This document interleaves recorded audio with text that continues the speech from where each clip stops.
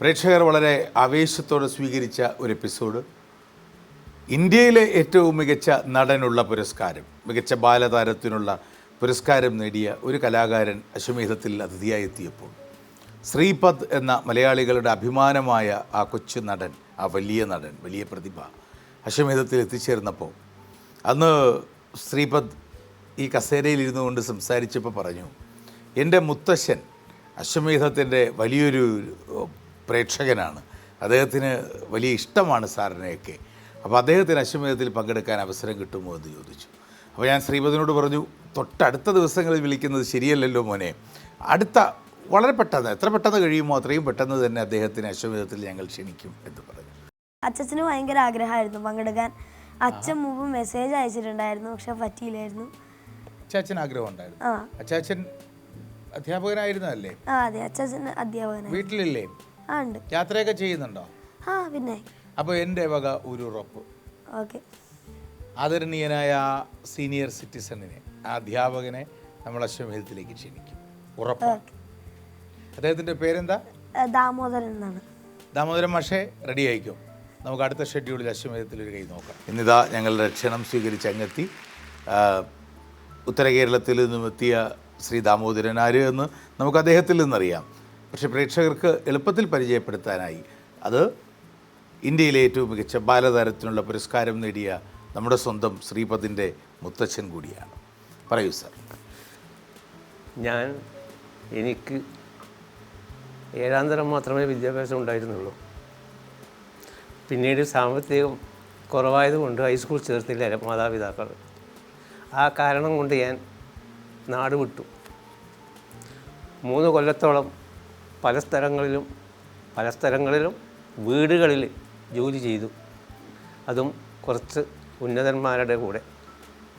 അങ്ങനെ ഒരു 3 വർഷം കഴിഞ്ഞതിന് ശേഷം വീട്ടിലേക്ക് മടങ്ങി വന്നു. വീണ്ടും ഹൈസ്കൂൾ ചേർന്നു. SLC കഴിഞ്ഞു. കുറച്ചു കാലം വീണ്ടും നാട് ചുറ്റി. അവസാനം ആദ്യം മുതൽ എനിക്ക് ഒരാഗ്രഹം ഉണ്ടായിരുന്ന ഒരു അധ്യാപകനാവണമെന്ന്. അങ്ങനെ ഞാൻ ഒരധ്യാപകനായി.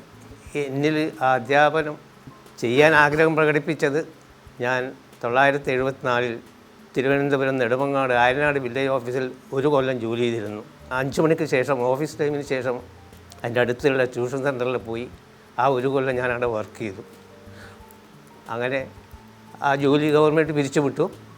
ഒരു പ്രത്യേക തൊഴിൽദാര പദ്ധതിയായിരുന്നു കേന്ദ്ര ഗവൺമെൻറ്റിൻ്റെ. ആ കാരണം കൊണ്ട് 1 കൊല്ലം കഴിയുമ്പം പോയി വീണ്ടും ഞാൻ ശ്രമിച്ചു. അങ്ങനെ ഞാനൊരു അധ്യാപകനായി. എൻ്റെ അമ്മയുടെ 10 പേരമക്കൾ ഇന്ന് അധ്യാപകരാണ്. ഞാൻ 2004 റിട്ടയർ ചെയ്തു. ശ്രീപദ് മിടുക്കനാണ്. അതെ. പറയൂ സാർ, സ്ഥലം പ്രോപ്പർ എവിടെയാണ്? കണ്ണൂർ ജില്ലയിൽ മാതമംഗലത്തിന് സമീപം പേരൂൽ.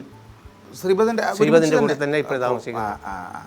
അപ്പോൾ ഇപ്പോൾ 70ആയോ?